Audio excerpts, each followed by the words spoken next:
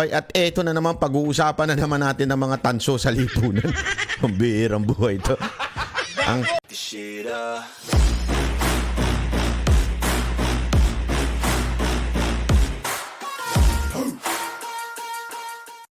What is your profession?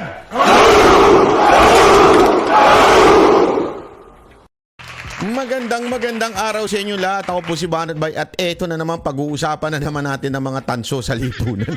Ang bihirang buhay ito. Etong si Miss Claire, talaga nga namang inaraw-araw na.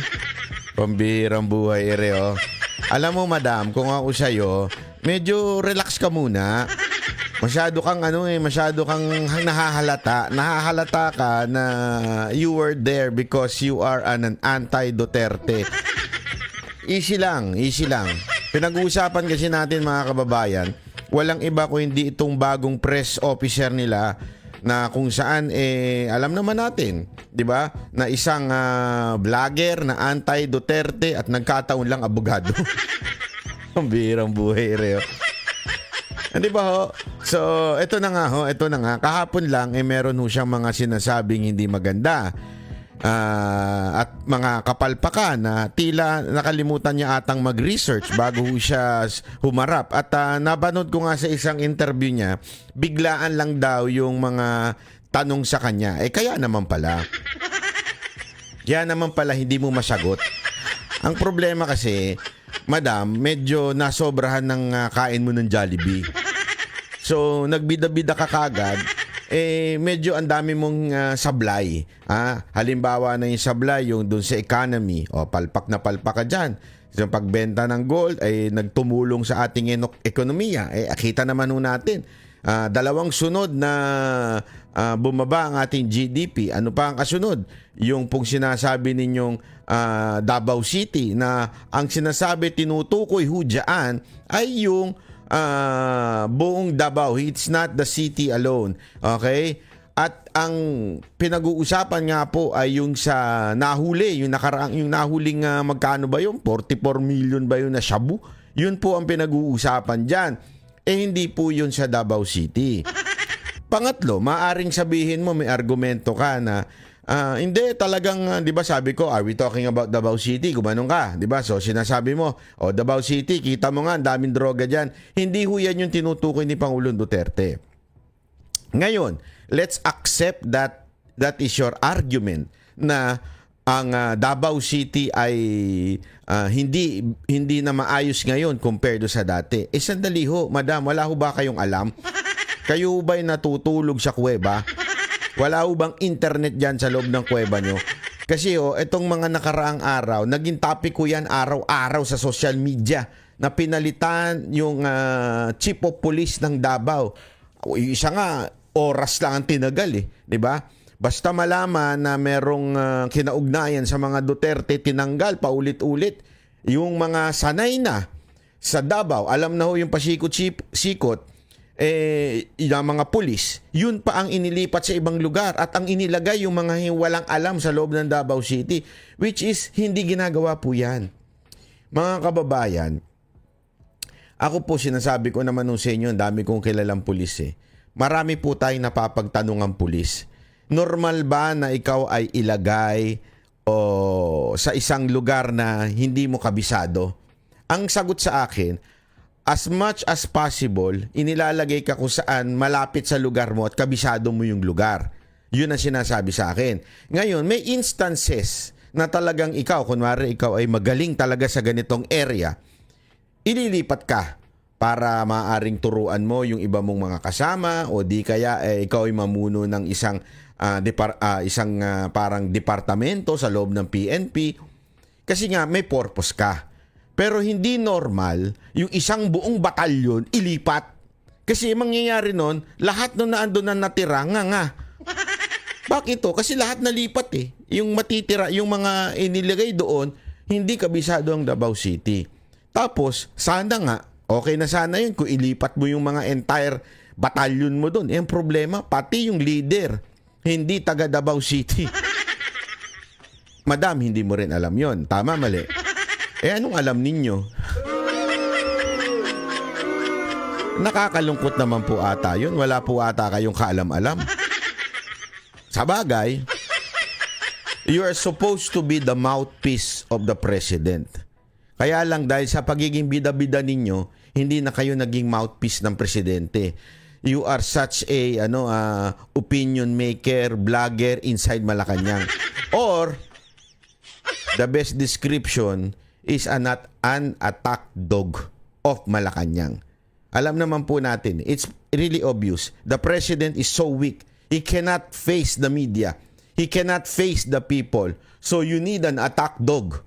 'Di ba? Ganyan ang mga takot eh. Takot harumarap makipagtalaktakan sa mga nakikriticize, hindi kaya na ewan ko kung siya ba ay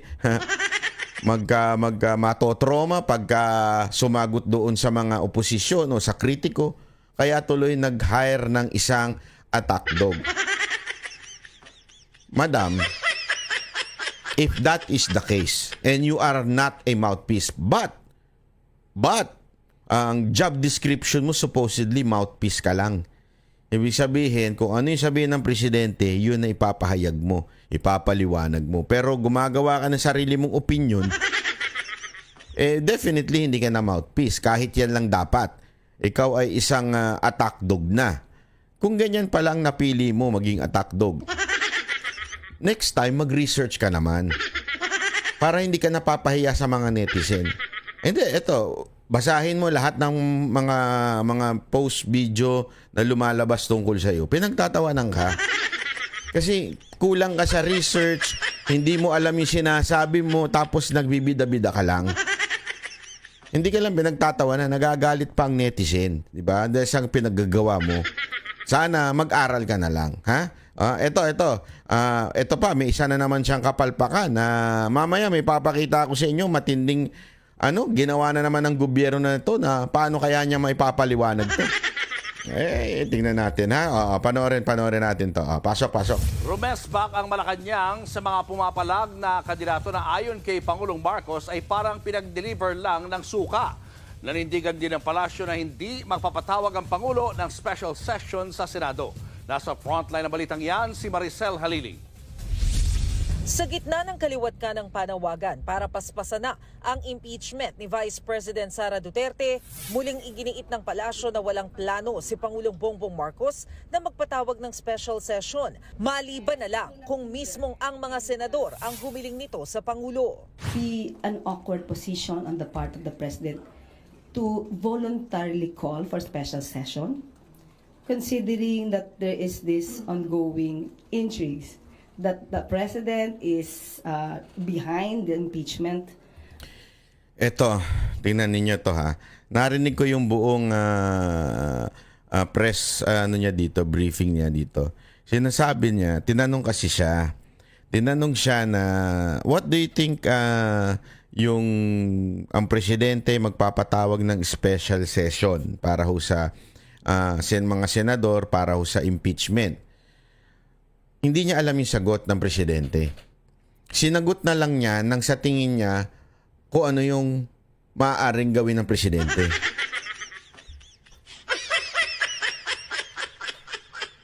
Parang mali ang posisyon nito. Hindi dapat ito press officer. Dapat po ito presidential advisor for political affairs. Mas bagay. Kasi bida-bida ka naman nangingialam ka. You're supposed to be the mouthpiece. Pero anong ginagawa mo? Pinapaliwanag mo, pinangungunahan mo. Siguro, para meron ng hindi nga makasagot yung amo mo, ikaw nasasagot. Di ba? Parang ganun eh. Dahil mahina yung amo mo, weak leader, hindi niya masagot itong mga tanong na to, ikaw na ngayon ang bibida. Malay mo makapulot ng sagot sa'yo. Tama, mali. Di ba? Ay, sus, grabe ka naman. Oo. Ano nangyayari sa bayan natin kung ganito tayo? Talagang kagulo na. Hindi na nasusunod yung mga dapat sundin. Proceedings. Pero ako, eto ha, regarding with the impeachment, ako naniniwala ako mga kababayan. Naniniwala ako na eme lang ito. Anong eme? Salita ng mga kanto yan eh. Eme lang yan ganyan. Sinasabi, hindi makikialam ang presidente. Ilang beses niya na sinabi yan eh. Hindi siya makikialam pero tuloy-tuloy pa rin na nangyayari. Di ba? Ang daming, ilang beses niya na po sinabing hindi siya makikialam. Independent ang kamera. Hindi siya papasok sa ganyan. Pero ano nangyayari? Yung anak niya pakialamero. So ibig sabihin, alam nating may basbas ng presidente yung mga nangyayari. Tapos ngayon, meron silang bagong, sa tingin ko ito'y sa tingin ko propaganda na naman nila. Ang dating kasi dito, parang ang dating may clamor. Clamor para i-pressure yung Senado na mag-session at ituloy na yung impeachment. Kasi pag dumating ng January, meron pang mga may mga legal battle pa o debates na mangyayari kasi parang ang dating tapos na yung 19 Congress. So pasok na yung impeachment na nangyari.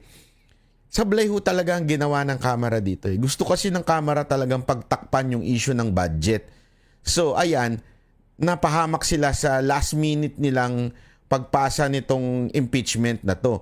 Last minute ito eh. Dito napahamak ang lahat. Ngayon, ang palabas, merong nagpe-pressure. Pinipressure ng taong bayan. At this time, sinasabi naman nito ni Claire Castro, sabi niya, unless hingin daw ng Senado, doon siya magpapatawag ng special session.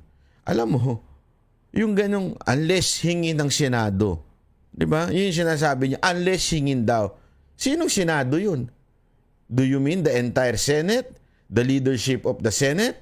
O baka naman may mga iilan lang na komunista dyan sa loob ng Senado na humingi. O kaya oposisyon na humingi. Di ba?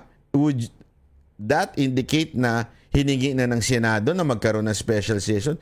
Kasi yan yung palusot ni Marcos eh. Yan yung palusot ni Marcos na bakit daw pinagdesisyonan nung anak niya. Kasi sinasabi niya, kung ano na yung naandyan, dapat mag-push through na yan. Hindi ganun eh. Hindi ganun na impeachment. Dapat titimbangin mo pa rin. It doesn't mean, kasi yun ang palusot nila eh. Yung tinanong daw siya ng anak niya, you do not have a choice. Paulit-ulit sinasabi ni Marcos yun. You do not have a choice kasi nandyan na yan. So, you have to sign it. Parang ganun. It is your job to sign it. No! Yan yung palusot ni Marcos sa pag-sign ng kanyang anak. But the reality, may choice naman yung anak.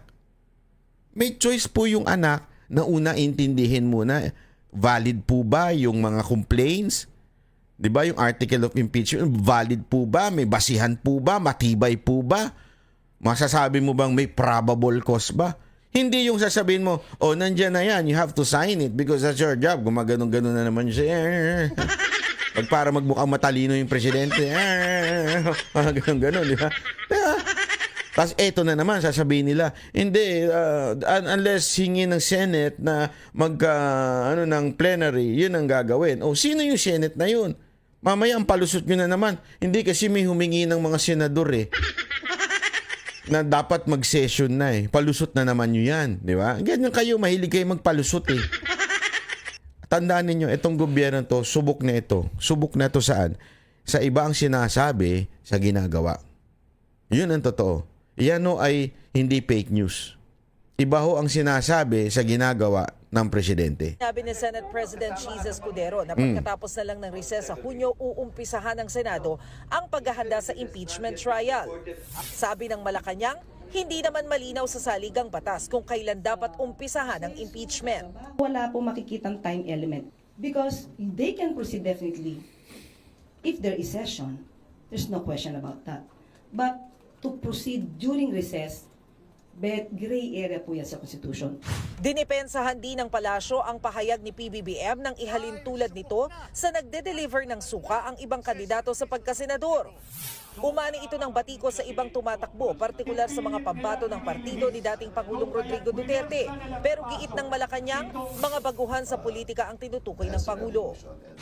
Kung tinamaan sila, at tumatakbo sila, at alam nating wala silang alam, yun na lang, siguro, ouch. Ouch. Dapat, Ganito ba magsalita ang press officer? Ouch. Anong ouch?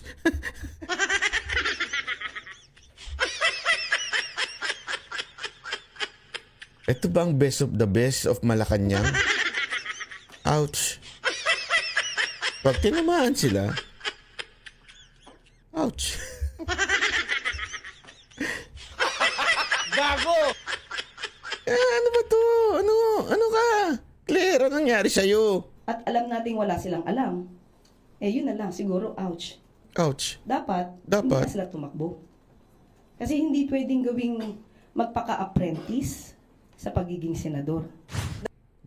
Magpaka-apprentice sa pagiging senador. So ito daw yung sinasabi niya, pinagtatanggol niya pa yung palpak na statement ng kanyang amo. Ano yung statement na yun? Pinalulusot niya na yung salitang suka ay something na hindi derogatory o hindi pangmamaliit, di ba? Yung salitang suka. Kasi sabit na sabit si Marcos dun. Lumalabas talaga yung pagiging matabobre o pagiging spoiled child nitong Marcos na to. So, ang lumalabas tuloy, mga kababayan, tila susubukan nilang idusot to. Ano ang ibig niya sabihin ng nagbebenta ng o bumibili ng suka? Ano? Ang ibig sabihin ay yung walang alam. Yung pag pumunta doon, magbiging apprentice. O sige, alamin natin. Baka sabihin ninyo eto ba yung walang alam? Sige bago kasi alam nyo mga kababayan, napaka-importante ho nito maintindihan natin, sino po ba yung tumatakbo sa PDP o yung tinatawag nilang Team Suka? Si Bongo. Isang veteranong senador na walang tigil sa pagseserbisyo sa bayan. Yan ang pinaka-inaasahan ng mamamayang Pilipino. Bakit kanyo? Dahil sa Malasakit Center, ang daming natulungan. Kanino po yun? Kay Senator Bongo. Tanong ko sa inyo mga kababayan, marami sa inyo natulungan ng Malasakit Center. Yan ba yung sinasabing apprentice? Yan ay second term niya na. Ibig sabihin talaga naman na si Senator Bongo ay karapat-dapat dahil siguro sa tingin ko, sa aking pananaw, siya ang pinakamaraming nagawa senador sa bayan natin. And for your information, wala po siyang absent. Even if tumutulong siya sa iba't ibang lugar, nakikita niyo yung page niya, sinishare namin yun. Hindi ho siya nag-a-absent. Talaga kung kaya niyang lumipad, feeling ko nga, itong si Senator Bongo, may lahing manananggal ho ito. Kasi nakakalipad ho ito, kahit walang eroplano. Diba? Siya ho ay bachelor degree in marketing mula sa Ateneo de Davao University. Diba ho? Si Bato, apprentice daw. Ano yan? Siya ho ay pangalawang termino ng Senado, sa senador. Edukasyon niya, Bachelor of Science mula sa Philippine Military Academy. Try mo dun. Hindi, try mo lang. Sigurado kung hindi ka tatagal. Walang graduate ng PMA na hindi matikas at walang karanasan. Eto, hindi lang graduate. Naging PNP chief pa.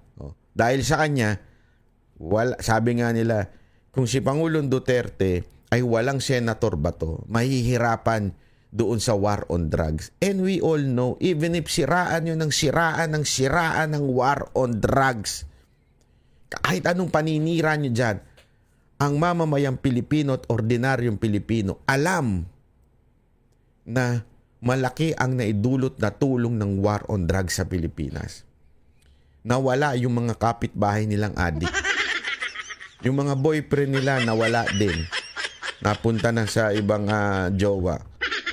Bakit? Addict din kasi. Yun ang totoo. At grabe yung ang krimen ngayon, kaliwat kanan. Alam mo, Hindi ko na nga So, ang plano ko, i-compile sana lahat ng mga krimen na nangyayari ngayon, yung mga malalang krimen. Kaya lang kaliwat kanan, sunod-sunod yung balita tungkol sa krimen. As in, mga minor de edad. Nakadroga, di ba? Nangidnap. Hindi niyo ba nakikita dumadami yung ngayon, yung parang hostage. Gawa ng mga addict yan eh. 'Di ba? Nawala na yan dati. Bakit? Sila na hinostage sa loob. Oh, eto pa, si Jimmy Bondoc, membro ng board of directors ng PAGCOR. Oh, ano pa? Siya po ay naging abogado. Oh, ano pa? Hindi successful na singer. Huwag niyo kasing ako sinasabi nung iba, singer lang yan. Huy. Napakahirap na larangan yan. Para maging successful ka na singer, sikat na singer, hindi ho biro yan. Plus, nag-abogas siya. Nakapasa ng abogas siya habang siya ho ay isang executive vice president ng PAGCOR yan. Simple lang ho yan si Jimmy Bondoc pero rock yan. Simple lang ho yan, hindi ho yan ng bumibira pero napakatalino niya pag iyong kinausap yan. Oh, Raul Lambino, Administrator at Chief Executive ng Cagayan Economic Zone Authority, abogado rin po. 'Di ba? Oh. Marami yung karanasan po 'yan, lalong-lalo na sa economic development ng ating bansa. Sino pa po? Si Hinlo Jr., isa rin po 'yan. Commissioner ng Presidential Anti-Corruption Commission. Commissioner po 'yan. Ano pa? Siya din po ay abogado. Walang karanasan? Apprentice? Bakit puro abogado? Ito, hindi abogado. Apollo Kibuloy.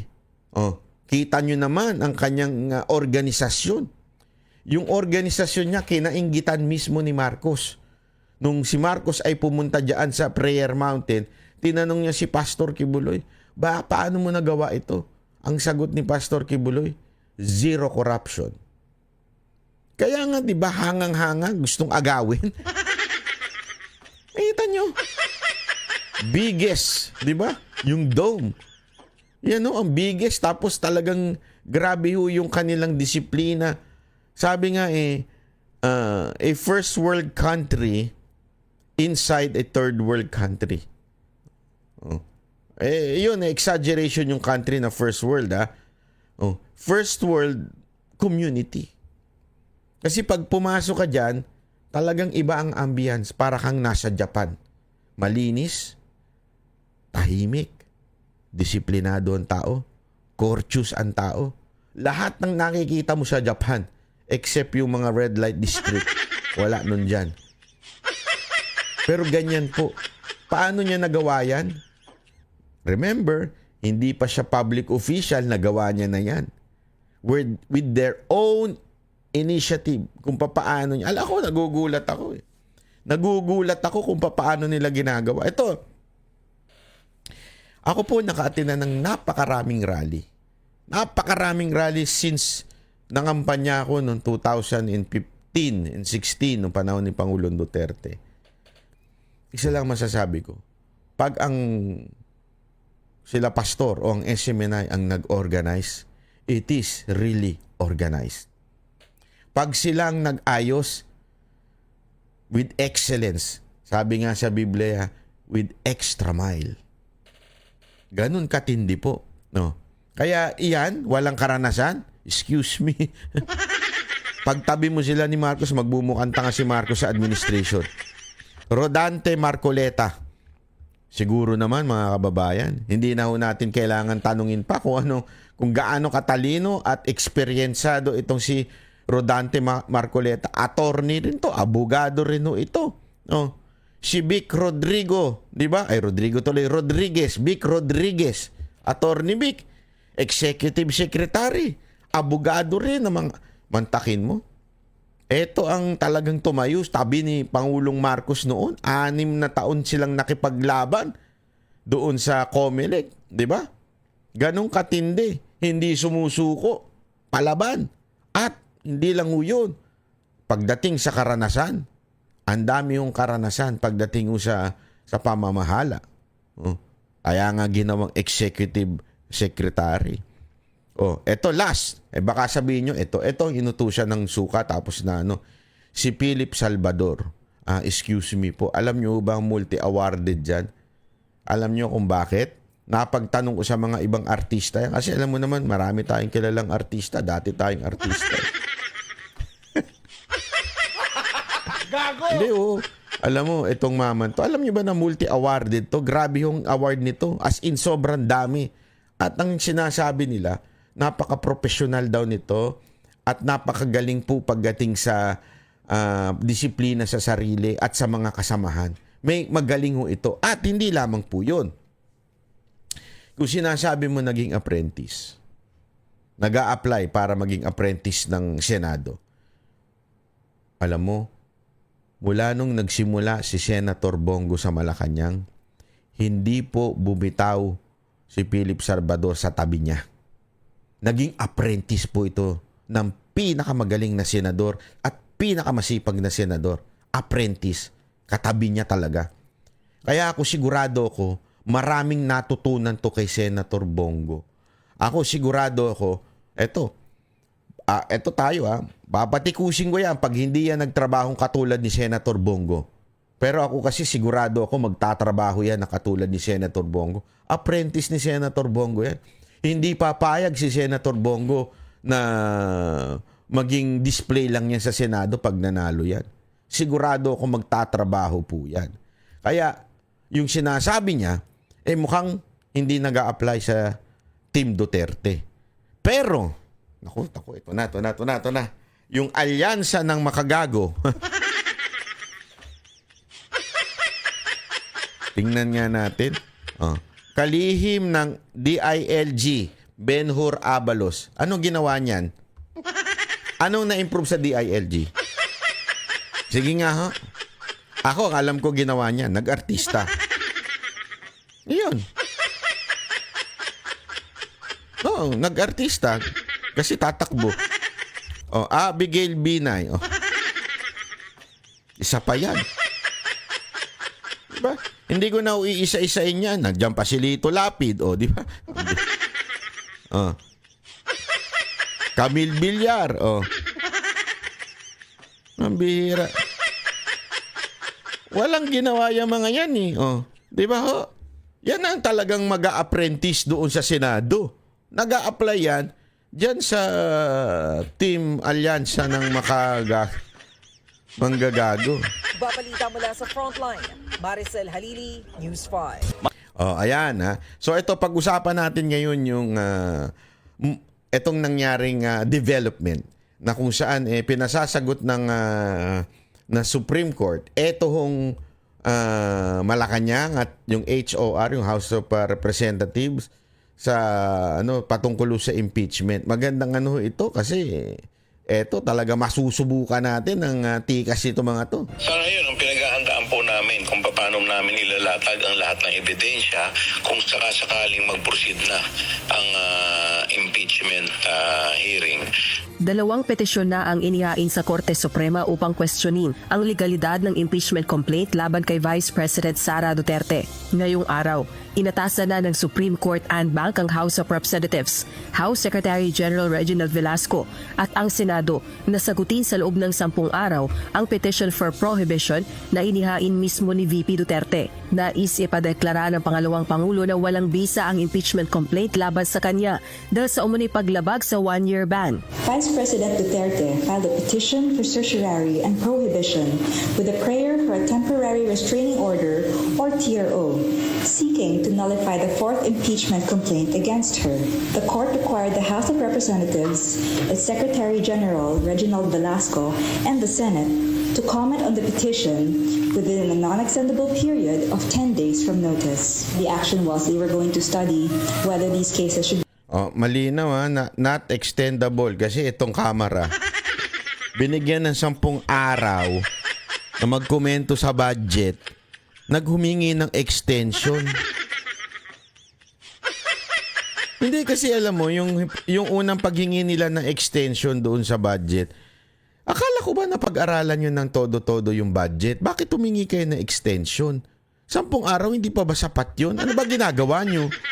Wala na nga kayong ginagawa, nangangampanya na lang kayo. Hindi pa ba sapat yung 10 araw?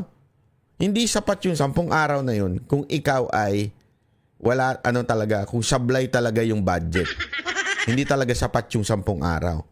Ngayon, sinasabi dito, you have 10 days to explain regarding dun sa kung yung proseso daw ba na kinirereklamo ng kampo ni BP Sara Duterte ay nasunod o hindi. You have 10 days, not extendable. Sabi niya, ewan ko kung yan po ba ay talagang masusunod. Hindi ko po alam kung anong klaseng patakaran po yung ganyan. Pero siguro naman, 10 araw, ipapaliwanag nyo lang tungkol doon sa impeachment. Aba. Pambira kayo. Consolidated amount. No TRO in the meantime. Wala pang kopya ng direktiba ng Korte Suprema ang House of Representatives. Subalit ayon sa ilang kongresista, handa namang sumunod dito ang Kamara. Ayon naman kay House Impeachment Prosecutor, Manila 3rd District Representative Joel Chua, bukod sa mga ebidensya sa 7 articles of impeachment na itrinansmit nila sa Senado, pinaghahandaan din nila ang mga legal na hamong kakaharapin ng prosecution panel ng Kamara. Bukod po sa paghahanda ng mga ebidensya, pinag-aaralan na rin po namin kung ano rin po yung mga pwedeng mga legal challenges na amin din pong kakaharapin. Tumanggi naman si Congressman Chua na sagutin ang tanong kung nilalabag ba ng Senado ang konstitusyon sa hindi agad pag-aksyon sa impeachment complaint. Lalo na't ang senator judges ang magdedesisyon sa 7 articles of impeachment na inihain ng Kamara. Alam mo, ayoko namang mag-comment tungkol dyan. Dahil unang-una, kami po ay bilang prosecutor ay tatayo na prosecutor dito po sa impeachment at ang Senado ay magiging senator judge. So ang pangit naman po na kami po ay sasabihin po namin na sila ay Talaga naman. Wala naman kayong delikadesa. Bakit hindi nyo pa sabihin na minamadali nyo yung Senado? Ano ka na naman dyan? Hugas kamay ka na naman dyan, Chua eh. Alam naman natin, minamadali nyo eh. Yung mga kasamaan mo pag nagpa-presko, nagmamadali eh. Tapos sasabihin mo ngayon, ayaw mong kasi ka. Hugas kamay ka na naman dyan, brad eh. ilalabag ang saligang batas. At kami po, ako po, paniniwala ko po, ini-interpret ko lamang po yung ating saligang batas base po sa aking pagkakaintindi at pagkakaunawa. Naniniwala ang mga kongresista na hindi na kailangan magpatawag ng special session si Pangulong Bongbong Marcos Jr. para makapag-convene ang Senado bilang impeachment court.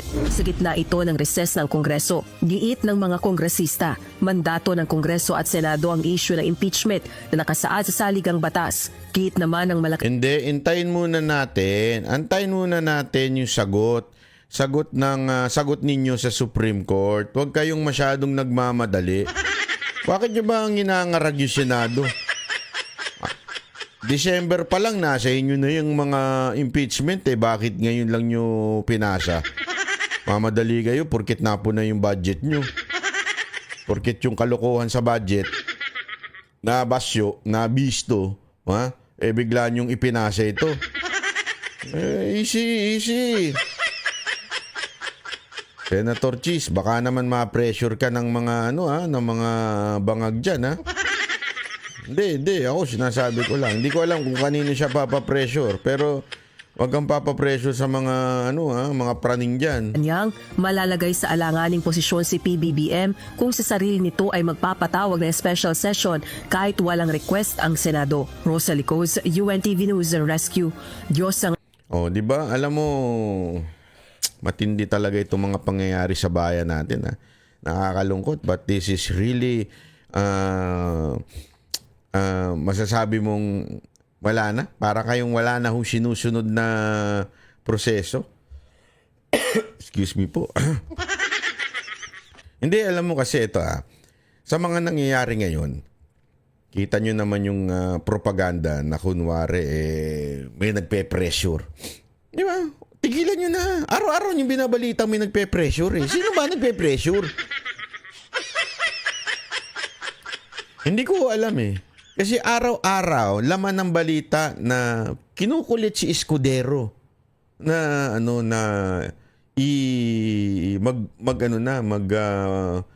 i-start na yung impeachment trial. Bakit ganun? Wala naman nagpe-pressure. Kayo lang.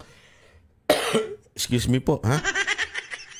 Anyway, yun nga po ang ating nakikita dito. It seems that merong propaganda na kuno may nagpe-pressure para biglang hihirit na naman yung presidente, sasabihin, because of the pressure and the clamor of the people to have a impeachment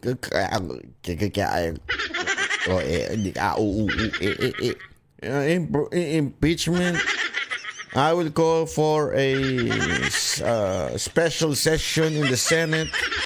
Mga ganyan. Ay, mga palusot nyo. Wow. Hindi, ito napansin ko kasi.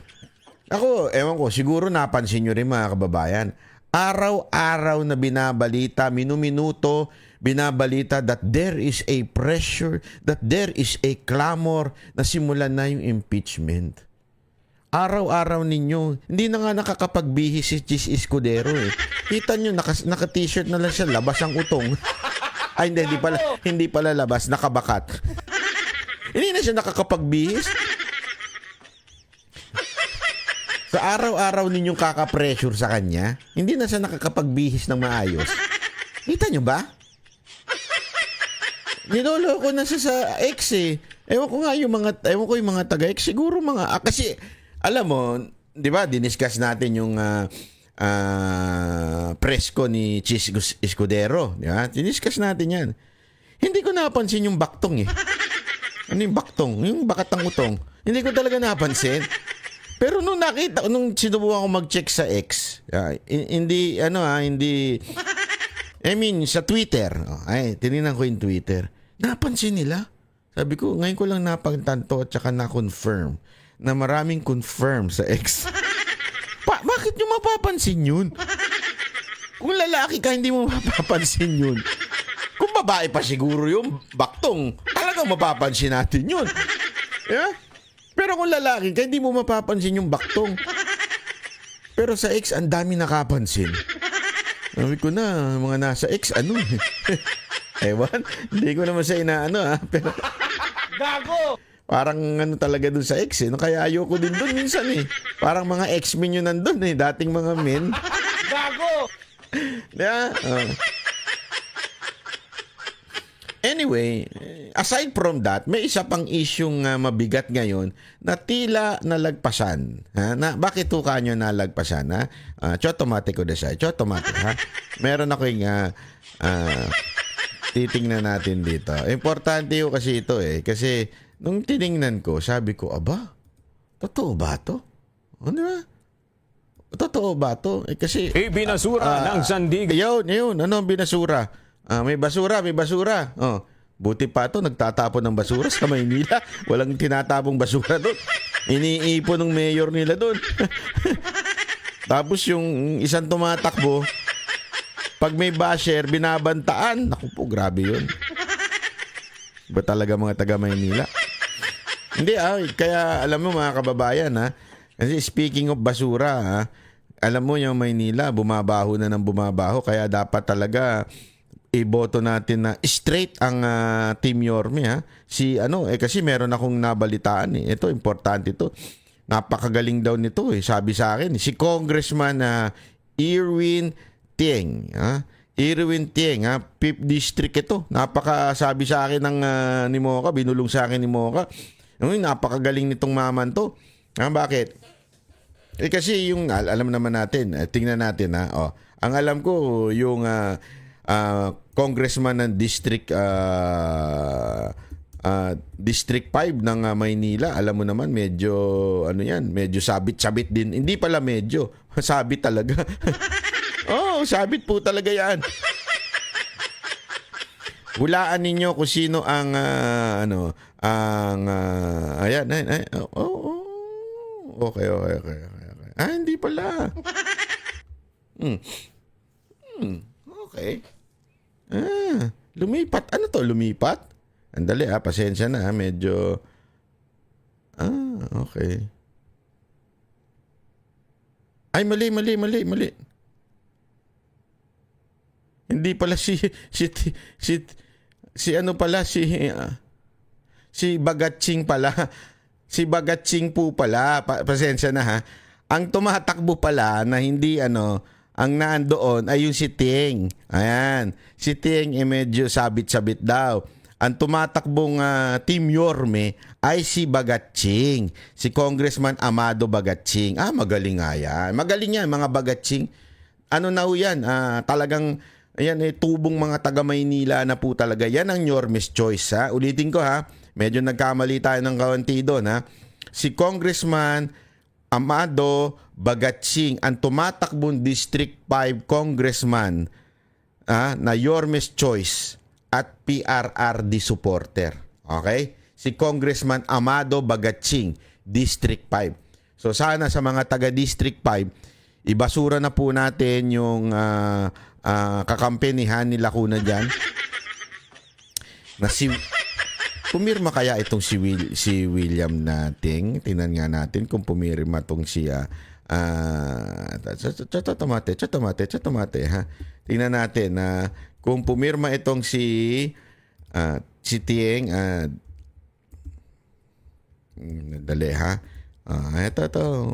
Easy lang. Para tayo nagla-live dito eh. Wait lang. Tingnan lang natin.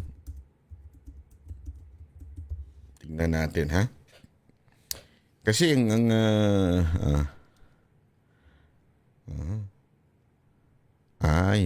tayo sigurado.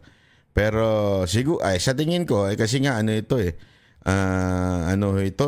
alam natin kay Hani Lacuna ito mga kalyado ito ng ni Marcos, kaya sigurado ako baka pumirma ito, malamang sa malamang pumirma ito. Correct me if I'm wrong, mga taga Maynila Pero gayunpaman, again, nagpapa-shout out ang ating kaibigan dyan, si Mocha Uson, District 3, palakpakan. Hindi, ito lang mga kaibigan, mga taga Maynila. Kasi may pag-uusapan tayo dyan. May pag-uusapan tayo tungkol dyan. Mga taga Maynila, kung gusto nyo talagang bumalik ang glory ninyo, ano nyo na, Yorme's choice. Basta Yorme's choice. Huwag na kayo magdala ng ibang listahan. Yorme's choice kami. Lahat. From congressman to councilor, Yorme's choice.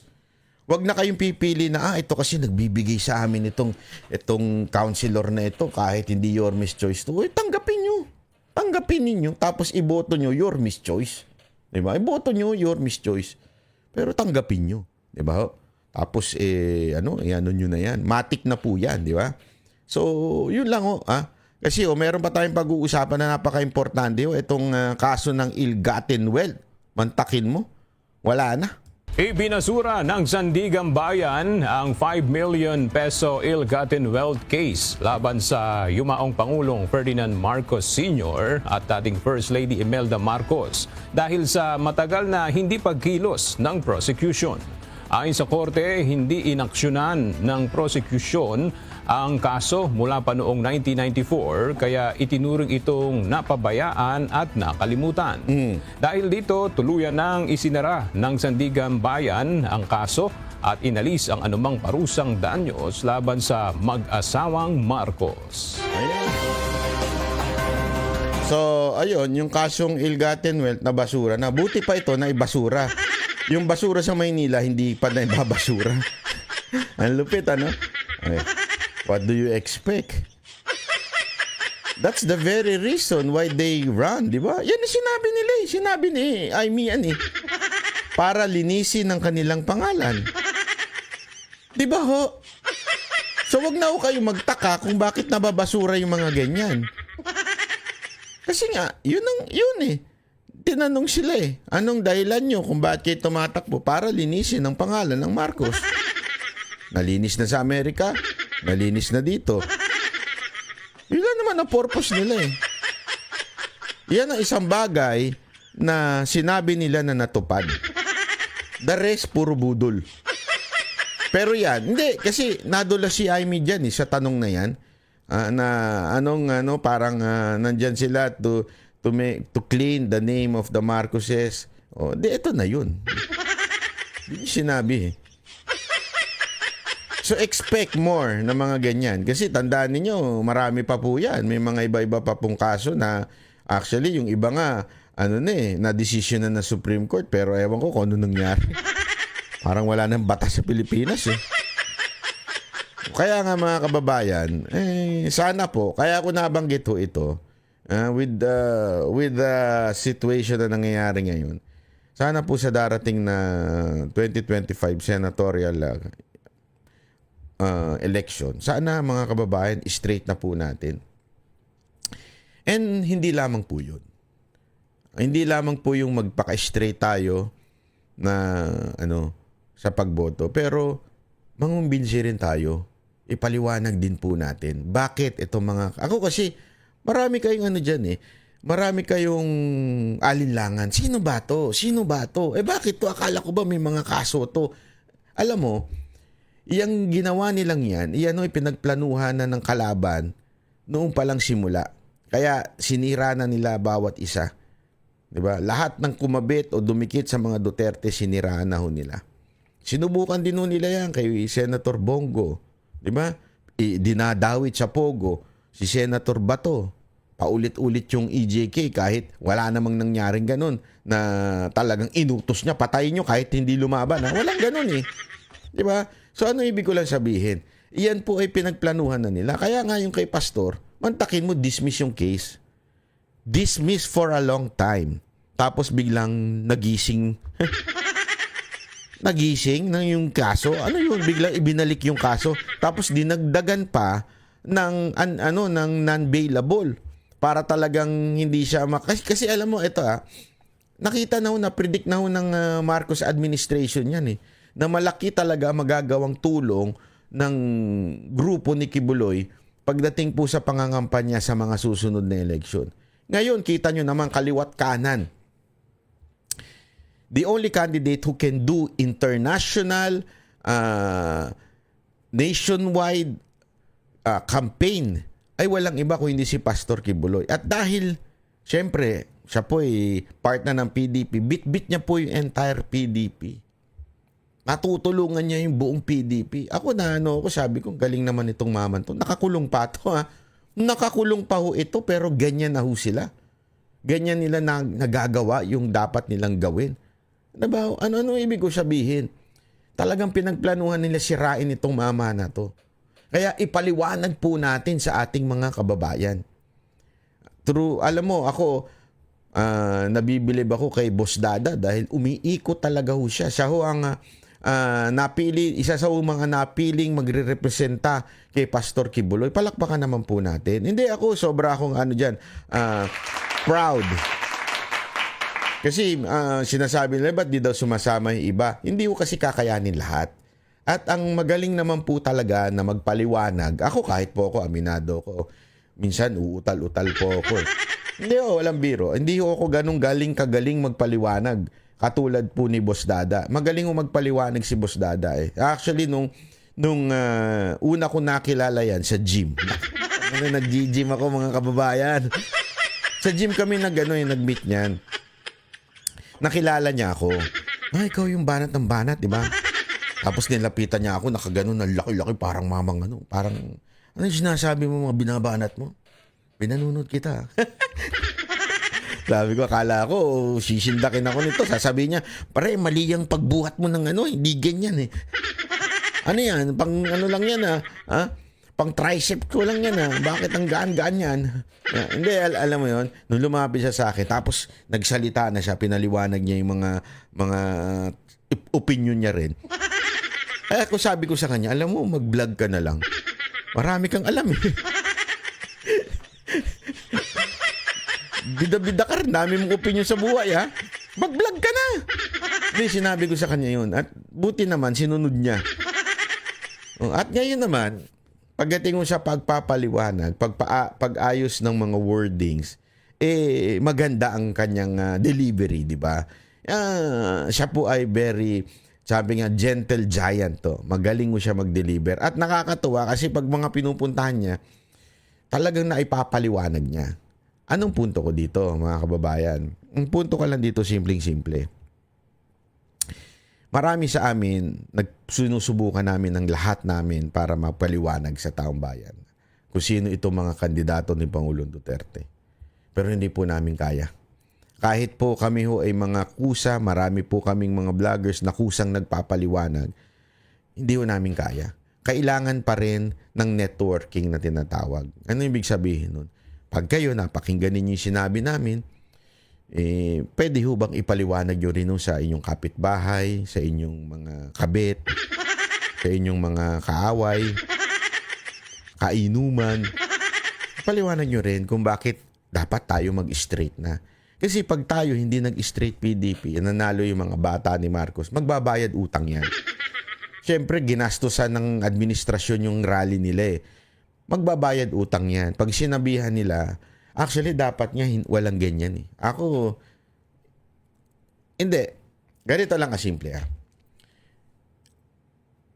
Kung ang senators, in our constitution, sila po ay separate branch of the government. Correct? Separate from the president. From the executive branch, ang legislative. Pero sa simula pa lang, mali na. Bakit kanyo? Yung presidente at yung administrasyon at yung kanyang resources, ang kanyang makinarya, ang ginagamit upang ikampanya itong mga senador na ito. So, magkakaroon sila ng utang na loob doon sa administrasyong nakaupo, which is the president and the entire makinarya ng executive branch. Ginagamit nila eh. Di ba? So, magkakautang sila. Pag nagkautang sila, mga kababayan, sa tingin ninyo, pag sila ho'y nakapasok, anong mangyayari? Pag may utang ka, anong gagawin mo? Bibili ng cellphone. Hindi. Yung mga may utang sa akin, ganun ang ginawa eh. May utang. Tapos bigla makikita mo, may bagong cellphone. Akala ko ba kailangan ng pamilya mo? Tapos bigla may bagong cellphone. Pambira ka kasi banat ba eh. Hindi, totoo. Di ba? Pagka nag-utang sa'yo, sigurado magbabayad utang yan. So, paano mangyayari? Yung mananalo sa slate ni Marcos, sigurado ako, babawi yan. Bayad utang yan. At i-impeach si BP Sara Duterte. They have no choice. Matik na po yun. Ngayon, if they impeach BP Sara Duterte, finish na. Finish na. It will be forever Marcos Romualdez, palitan na lang po yan. Mahirap na hong tibagin yan. The only people na makakatibag niyan ay si BP Sara Duterte. Kaya sinusubukan nilang lahat para matanggal si BP Sara Duterte at hindi na makatakbo pag na-impeach. Kasi yun po ang sanction nun eh. Hindi ka na makakatakbo. So kung gusto ninyo yung ganitong buhay, pataas ng pataas ang bilihin, mga magnanakawang nasa gobyerno, kung gusto nyo ng ganito at mga abusadong mga congressman, ay boto nyo yung mga senador ni Marcos. Pero kung gusto ninyong bumalik tayo doon sa 6 na taon na nangyari kay Pangulong Duterte, ilagay natin straight PDP. Marami naman po tayo makikita ho dyan sa social media kung sino yung PDP na straight eh. Siyam po yun. Dagdagan nyo na lang ng 2. 3 pala, 3. Hindi ka marunong magbilang ba? 3 pala, 3. Ako meron na ako pero sasabihin ko na lang yan pag malapit na. Okay? So hanggang dito na lang po muna mga kababayan. Maraming salamat po sa uulitin na video. Thank you po. Bye-bye. What is your profession?